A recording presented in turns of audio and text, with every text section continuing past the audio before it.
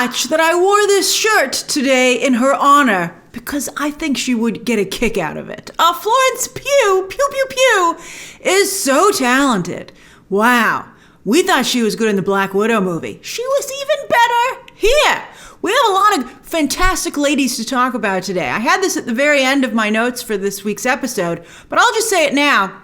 Because I can tell, and I can see where you're coming from, that some of you are probably scooch disappointed that the Hawkeye show focuses very little on Clint and Barton. I mean, technically, Kate Bishop is also Hawkeye, but I don't know. There's very little Clint in this show. Well, there's a pretty good amount, but not what you would expect. And I think what's interesting, though, is just like Daniel Craig's James Bond, as No Time to Die, I think, explored, thanks to Phoebe Waller-Bridge, there are some guys who just like being around women more, both for romantic, activities and also just as friends. Some guys they just gravitate towards women. And I think that Clint is definitely one of those guys. Again, just like, and they kind of look similar too, just like Daniel Craig's James Bond. I mean, he has all these women in his life, and he's even closest to his daughter out of all of his children. And I think that's good writing, because again, there are guys like that. And I don't think Hollywood usually recognizes that, and if they do, they're just ladies' men who are just interested in women for fooling around. But there are guys who just have mostly women in their lives, and Clint Barton is one of those men. All right, so speaking of ladies, it's so great to have two women on a superhero team because we get cool scenes like this. I hope that is the case more so going forward. Although, speaking of multiple women on a team, Nat and Yelena are actually the MCU's second pair of kick-ass adopted sisters after Gamora and Nebula, and I particularly love Nebula as well. Great characters.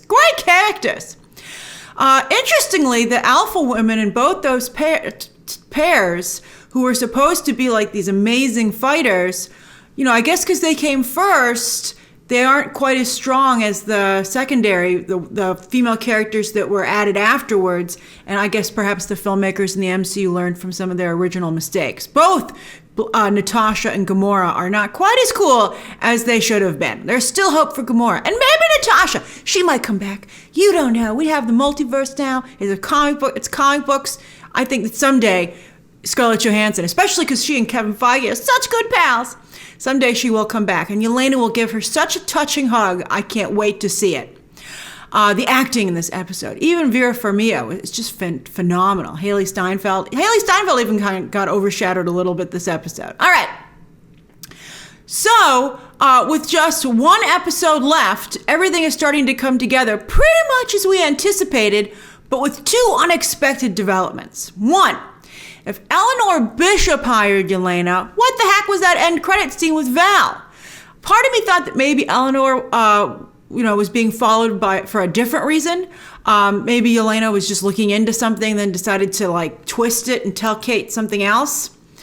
But that doesn't make any sense. I mean, Yelena is very, determined, very driven. She gets the job done. She was on a mission. She's like a Terminator. She was on a mission to kill Clint. Why not continue to follow Kate to get to find Clint, which would have worked? So I think that Eleanor probably did hire her, but perhaps it's that Eleanor hired Yelena through Val. That would make sense because, Kingpin is a businessman. He has a proper front. Eleanor Bishop has a legit security company. So it makes sense that they would go through Val, who has a legitimate government position, right?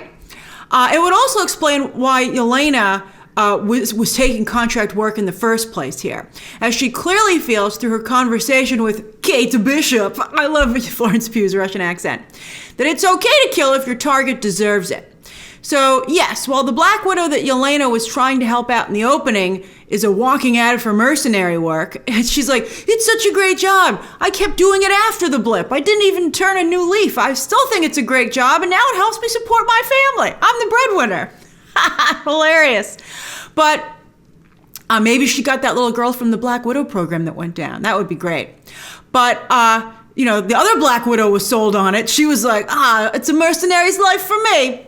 But I don't see Yelena still becoming a mercenary because of everything that she went through. And also, just like Clint, I think she feels she owes a lot to Nat. But speaking of Nat, Yelena could have that conversation and say, you're right, my skill set does limit my career options, so perhaps I can kill for the good guys like Natasha did. Ooh, just wait till Yelena finds out she's still killing for the bad guys. Poor Val. Good thing she has U.S. agent to help protect her. And I think Yelena will probably find that out next week, or at least start to put things together. Now this leads to the second thing that's the crazy development, and that's that Clint really did kill Echo's father, and apparently he feels it's okay to kill bad guys too.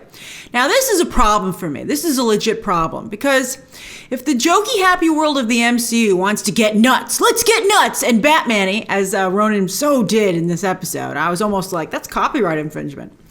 But how do you reconcile characters who've killed, and continue to kill, by the way, in a jokey world where there are few consequences? It's weird to me to have this happening in the MCU.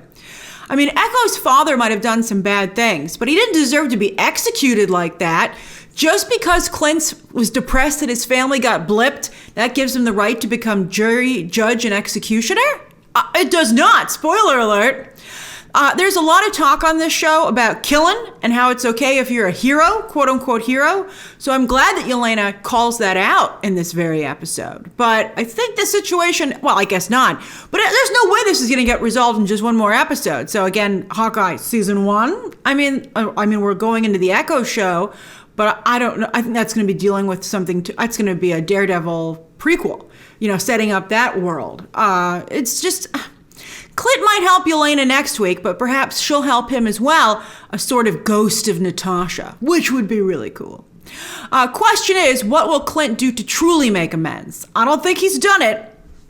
Can one ever truly get rid of the red in their ledger, which now clearly is red for blood? That's very clear. Clint seems to have made a whole life out of telling people, especially women, that you can get the red out of your ledger. But can you? I don't know. I mean, is that partially why Natasha was okay with her sacrifice? That to me makes it even more fascinating. They made it all about, hey, Clint, you have a family. I think you should be able to live. And that Natasha felt she was more expendable between the two of them. But I kind of wish they had focused more on her feeling that this was the best. I mean, maybe they referenced it, that I think about it, but that's not really, I think, the takeaway that everybody had. That Natasha was like, I just will never be able to get this stain off of my soul, so maybe something this extreme will do it. That to me is fascinating. That would be really great. I mean, does the MCU have the bandwidth to truly have this conversation? They're starting to, right? But that's really a fascinating, unexpected element about this Hawkeye show, is that it highlights how many killers are in the MCU. Hypocrites! That's what Kingpin should point out when he most likely shows up in person next week's finale. He's like, we've all killed people. Why are you guys picking on me? All right, and so anyway, and now we know why he wants that watch, to find out who was likely working for the Avengers or S.H.I.E.L.D. and spying on his organization. It was codenamed Mockingbird, we all know, aka Laura Barton. And S.H.I.E.L.D., I think, interestingly, becomes more fleshed out in the MCU. Perhaps we'll do so even more with Secret Invasion, or that'll be S.W.O.R.D. But S.W.O.R.D. has some real operational problems, as we saw in WandaVision. But anyway, how many people, aliens, has Nick Fury killed? I think this is, I just said in my Spider-Man No Way Home review that I felt there needed to be supervision for the superheroes, but S.H.I.E.L.D. clearly is making some questionable, I don't know, it's crazy. I mean, I don't know. I think these are obviously tough decisions that have to be made and are made in real life, but I don't know if the MCU, again, can maintain its happy-go-lucky persona and start to go into this space. Maybe that's why Black Widow and Natasha and Clint Barton never really worked as characters, because they can't really work in the, that's fascinating. They can't really work in the MCU. And maybe that's why they're having such a hard time even clicking on this show. Fascinating. All right, anyway, before we go over the best moments in episode 5, it was a good one, let's sum up what we now know going into the finale, the season finale. Eleanor Bishop is the evil parent, which we guessed from day one. But we had some help because, of course, Kate Bishop has always had an evil parent in the comics, although there it was her father. Now, Eleanor Bishop not only works for Kingpin, but most likely is the one who framed the dashing and charming rogue Jack Duquesne. His line readings are a masterpiece. I've never heard someone vocally twirl their mustache before, but he does it. However, is the swordsman ever going to get a real sword fight on this show? He's only got one episode left. He's sure he'll be back for Eleanor's Christmas party, and I love the expression on her face. She's like, no, you're going to jail for my crimes. But I guess she only turned him in because Kate got wise to it, and so I guess Eleanor felt it was only a matter of time before maybe things pointed to her. And that police detective never questioned Kate, which I thought was interesting. I don't know why he wasn't like, whoa, the Bishops can't run my case for me. I have to talk to all of you. But anyway, that Christmas party that Eleanor's holding is obviously the one we've seen teased in all the trailers, and we've seen them filming right on location, which will obviously lead to that fantastic fight on the ice rink at Rockefeller Center. Oh, it's going to be fun. By the way, back to Spider-Man, some very nice crossovers with the new No Way Home movie on this show. From the Rogers the Musical spot in Spider-Man No Way Home to the Statue of Liberty reference done briefly here. And, well, you'll see Rockefeller Center also factors in as well. Spider-Man often crosses over, particularly with the New York Marvel characters like Daredevil, etc., like Kingpin and everything in the comics. So I'm really glad to see Marvel doing that. It makes these stories feel more like the comics, which is really cool. Laura Barton is now definitely confirmed, although it was pretty obvious last week, but she's definitely a former S.H.I.E.L.D. operative named Mockingbird, who can be identified by that watch and was somehow involved with Kingpin, who is obviously on S.H.I.E.L.D.'s radar, and they can't do anything about him. That's also fascinating.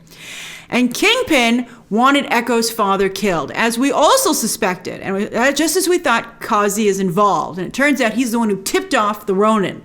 We were hoping he was wearing the Ronin suit. But now, Kingpin knew the Ronin didn't take no prisoners, and so he sicked him on Echo's father. So yeah, I'm not letting Clint get away with that. It's still partially his fault, because Clint keeps claiming he's a weapon. He's like, I'm a weapon. But he's not a mindless weapon.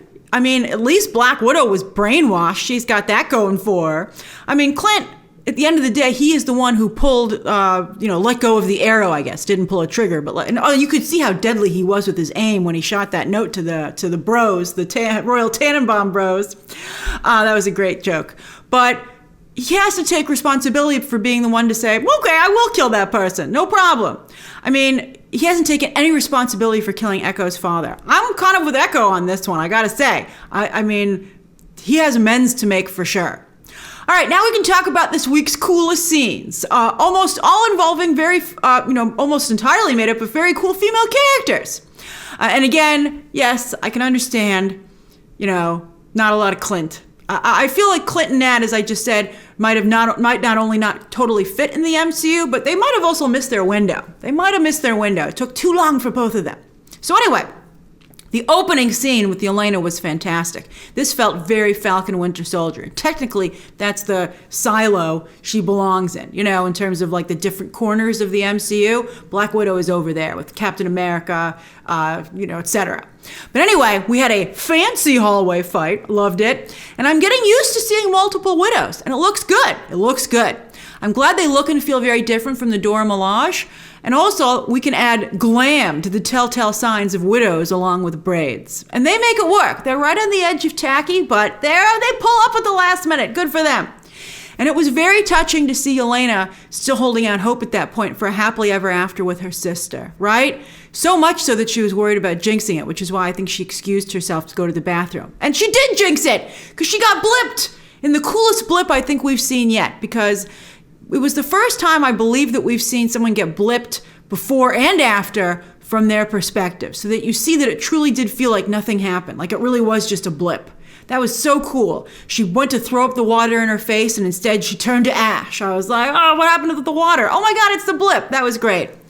And then she came back immediately, and the room around her changed. That was also really cool, because of course it was suddenly 5 years later. And that widow redecorated. Hilarious. Who redecorates during a blip? Wasn't it apocalyptic? And she's like, I can still have a nice house, thank you. Anyway, very Russian. Then, of course, the amazing girls' night out scene, which I don't know if it's a reference to, but I would like to think to one of the most iconic overall comic book stories of all time. And that's, of course, that fantastic animated episode. I love that Yelena made mac and cheese, because of course, we all love mac and cheese. She added hot sauce, so Yelena. But it reminded me of Brad Pitt in Once Upon a Time in Hollywood, who also makes macaroni and cheese. It's like Nat's trailer scenes also reminded me in Black Widow of Brad Pitt in Once Upon a Time in Hollywood, and also Mel Gibson in the Lethal Weapon movies. And I love seeing these female action heroes acting like true action heroes. It's really cool. So not only is a lot of cool information traded in this scene and some very interesting perspectives, but it's also so awesome because we get a really good look at the next generation of Avengers without any classic members to supervise. They're doing it. They're doing it by themselves. And that's no small thing. We're on the precipice of a whole new team. And that's going to be really interesting to see. I think only Thor's really holding out there. And Banner to some degree, but She-Hulk's coming. It's interesting to me that they are doing them, Marvel Comics did this kind of shift with a lot more representation, and it didn't go over very well in terms of the sales. So I'll be curious to see if Kevin Feige can succeed where the comics failed. That's fascinating to me. All right, anyway, we'll find out. All right, so anyway, but I think if all the characters are as phenomenal as Kate Bishop and Yelena Belova, I mean, I'm very happy. And it's clear throughout that whole scene that Yelena can kill Kate the Bishop anytime she wants to. Anytime. That feeling was just it cast a shadow over the whole scene, and it was so cool. And both actresses really sold that. There was no action, no actual threat in that scene, but you could still feel the threat. And that is based off of the work that Florence Pugh has done up to this point, and also just really fantastic acting again on the part of both women. But Yelena, I love it. This Yelena Belova is so dangerous, so Russian. It's great to finally have a strong Black Widow, because with all due respect to ScarJo, we all love ScarJo's Natasha, but her Black Widow always felt a little watered down, at least to me. So I'm really happy to see the character just so much more potent. Now, speaking of classic Avengers, that plaque was real nice, although if you're familiar with the Grand Central area, that's pretty crappy placement. But anyway, I guess the historical plaques sometimes are just kind of off to the side. So I guess that is kind of realistic. That's cool when I think about it. But I love Thor having a last name. That was so weird. They're like, we have to give him a last name. I'm like, it's just Thor, like Cher. If you put Cher's name on a plaque, would you have to dig up a last name for her, or Madonna, or Lady Gaga? Would you be like, no, we got to put her real name? But anyway, I also don't understand why the order of the names was so insulting to poor Natasha and Clint. Like, whoa, what's with this top billing for the Avengers? It should be in alphabetical order. And I think Steve, at the very least, and his name was first, would want it that way. And Tony's like, I paid for this whole damn thing, including the plaque, and my name's still second. Anyway, the shadow of Nat's death has been handled very well on this show. And it's interesting that her death seems to bother people more than Tony or Steve's. I guess Steve got to live his life, and Tony, I guess annoyed so many people before he died. That's mean, that they didn't care as much. But I don't know, maybe it's also because Natasha never got a funeral. Yeah, maybe, huh? But I guess it's nice that she touched so many people while she was alive. But anyway, still, I think she would have preferred to have some better adventures. All right. Then finally, the amazing fight scene between Echo and Clint dressed as Ronin, which I thought was in poor taste on his part. Is he leaving this life behind or not? Does he feel if he kills in the Ronin suit, he's somehow detached from responsibility for it? So I thought about it, and I was like, and I kept hoping, I think we all were hoping until the mask was pulled off, that maybe it wasn't Clint, but it was. And I think that he did that to make it clear to Echo that he is capable of murder. I mean, I was like, I did kill your dad. That's so bad.